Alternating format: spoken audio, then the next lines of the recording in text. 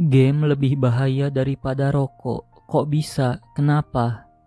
Pertama, game bukanlah tempat melepas stres, tapi justru game adalah penambah stres. Begini, kita satu tim dengan orang random yang kita nggak tahu skillnya segimana. Seringkali kita mendapat unfair match, baik kita yang diuntungkan ataupun lawan yang diuntungkan. Kita sering dibuat emosi sama tim sendiri, pada akhirnya kita malah tambah stres.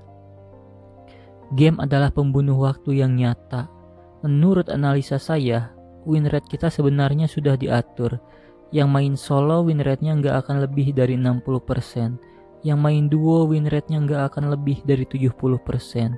Yang main bertiga atau berempat win rate-nya bisa mencapai 70%. Yang 80% ke atas itu antara pro player atau yang main party dan jago.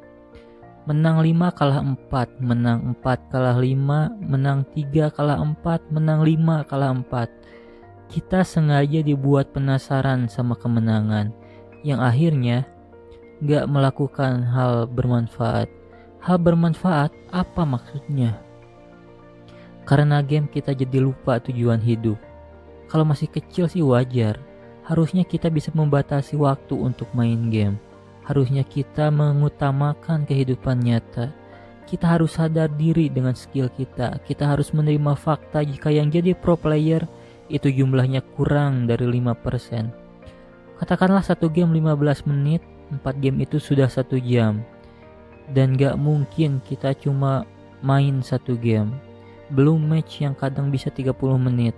Tambah stres iya, buang waktu iya. Emang lu gak main game? Main, tapi cuma PES, itu pun udah jarang. Kenapa PES? Seperti yang sudah dijelaskan tadi, saya nggak mau setim sama orang random. Saya nggak mau tambah stres. Dalam 1 jam sebenarnya kita bisa belajar Microsoft Excel, edit video, ataupun hal lain yang suatu hari bisa jadi duit.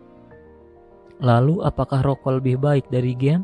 Ya, saya ngomong bukan karena saya perokok. Saya bahkan nggak merokok. Game dan rokok sama buruknya, tapi siapa yang lebih buruk? Saya jawab, game. Kenapa? Orang merokok untuk dapat inspirasi, game gak bisa. Orang merokok untuk melepas stres, main game malah tambah stres.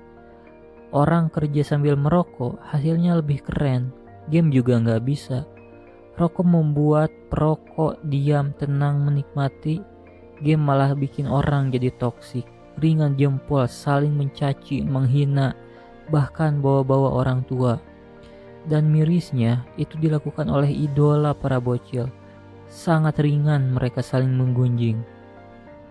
Mereka berlindung dengan kalimat, mendidik tugas orang tua.